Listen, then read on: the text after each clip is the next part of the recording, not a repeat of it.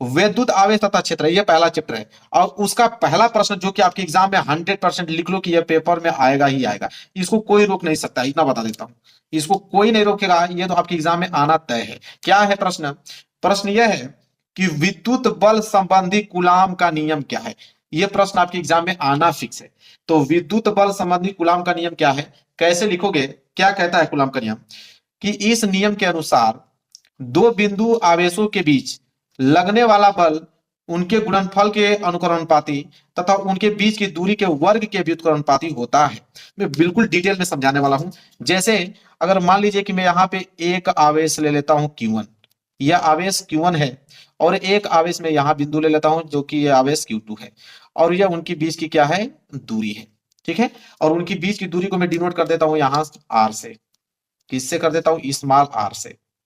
तो देखिए बोला क्या है यहां पे कि इस नियम के अनुसार दो बिंदु आवेशों के बीच, तो दो बिंदु Q1 Q2 के बीच लगने वाला बल, लगने वाला बल का मतलब F का बात कर रहा है कि इसके बीच जो F बल लगेगा वो F बल इनके गुणनफल के अनुक्रमानुपाती होता है और उनके बीच की दूरी के व्युत्क्रमानुपाती होता है। इसको कैसे सेट करेंगे समझिए, याद करने का तरीका क्या बोला है कि दो आवेशों के बीच लगने वाला बल मतलब F, ठीक है, उनके आवेशों के गुणनफल के अनुक्रमानुपाती होता है, मतलब Q1 गुणे Q2, इनके गुणनफल के क्या होता है, अनुक्रमानुपाती। यहां अनुक्रमानुपाती के चिन्ह लगा देंगे। इसके बाद क्या बोला है, तथा उनके बीच की दूरी के वर्ग के व्युत्क्रमानुपाती होता है। तो उनकी बीच की दूरी क्या है, r, मतलब जो ये F बल होगा वो उनके बीच की दूरी मतलब 1/r की स्क्वायर होगा, मतलब कि बीच की दूरी के व्युत्क्रमानुपाती बोला है, तो F व्युत्क्रमानुपाती 1/r स्क्वायर हो जाएगा। यहां से अगर हम दोनों को साथ में लिखना चालू करें, ठीक है, अगर इन दोनों को मिला दूं तो ये बनेगा आप लोगों का कि F जो है वह अनुक्रमानुपाती है उनके आवेशों के गुणनफल के Q1 Q2 के, तथा बट्टे में उनके बीच की दूरी के क्या है, व्युत्क्रमानुपाती, बट्टे में r स्क्वायर हो जाएगा। इस तरह हम इसको यहाँ पे क्या कर सकते हैं, समझ सकते हैं।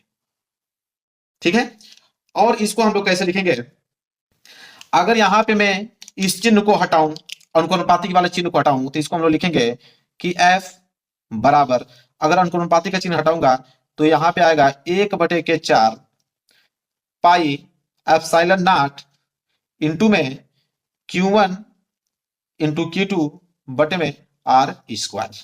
ठीक है, ये बन के क्या हो जाएगा, यहाँ पे तैयार हो जाएगा।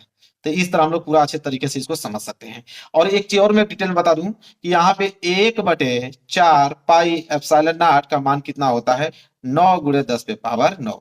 मतलब इतना डिटेल में आपको कोई समझा ही नहीं सकता है, समझिए। अभी तो छोटे टॉपिक को मैंने पूरा डिटेल में समझा दिया आपको, समझ लीजिए। इसका पीडीएफ भी दे रहा हूं आप लोगों को, कहीं पे भी कोई परेशानी नहीं होगा मेरे प्यारे बच्चों, समझ लीजिए। कहीं पे भी एक नंबर आप लोगों को छूटने वाला नहीं है। तो जब भी पूछे कि विद्युत बल संबंधी कूलाम का नियम लिखे, आप इस नियम को लिख दीजिए और इतना फिगर जो बनाया हो इतना लिख दीजिए। एग्जामिनर एक नंबर नहीं काटेगा आप लोगों को, समझ लीजिए, एक नंबर आप लोगों का नहीं काटेगा।